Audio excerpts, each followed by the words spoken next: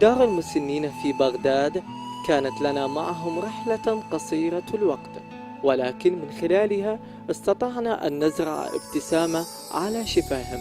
الأم العراقية هي اليوم التي تناشد أولادها ليعودوا إلى أحضانها.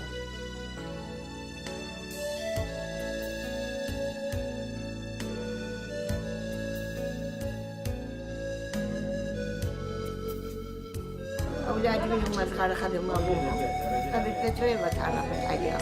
تعرفتي عليهم؟ أي يعني عرفوا إنه أنت عايشة؟ نعم نعم نعم. شنو اللي ردة فعلهم شنو كانت؟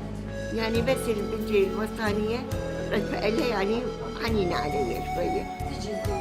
هي جابتني لي نعم. أي شيماء أي إنسان هيك بنتي ليه هيك نفخ وتفخ. يعني إنسان وراء قبر العفو. شنو وين كنتي قبل لا تجي هنا؟ كنت بيتنا بالداودي بنتي بيت أبويا كان تاجر. بيتنا الضيافة وبيتنا. من راحت أمي رب كريم ورا السقوط باعوا الورثة.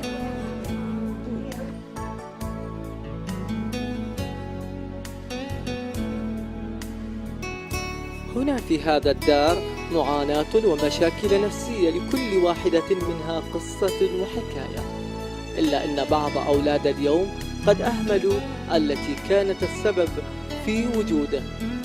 ولا تقل لهما أفا ولا تنهرهما. الاحترام والكلام الطيب هي تلك الاهتمامات التي ترجوها الأم من أولادها، لعلنا نوفي ما قدمت لنا من جهد وتعب وتضحية.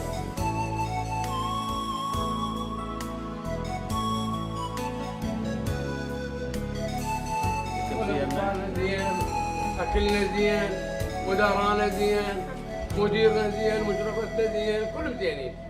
الله يرضى عليهم. زيارات بالأهل زيارات بالأهل لهم كل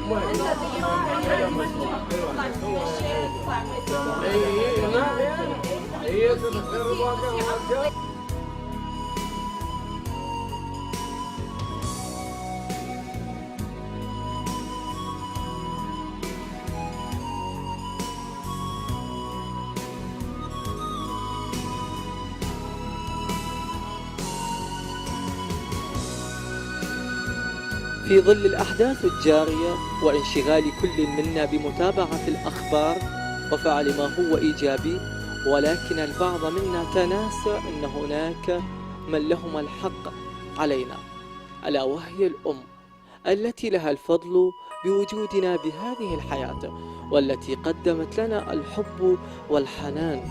ولأجل ذلك كله هي ترجو منا ألا نشعر بفقدان الحياة في ظل وجودنا تحت أحضانها.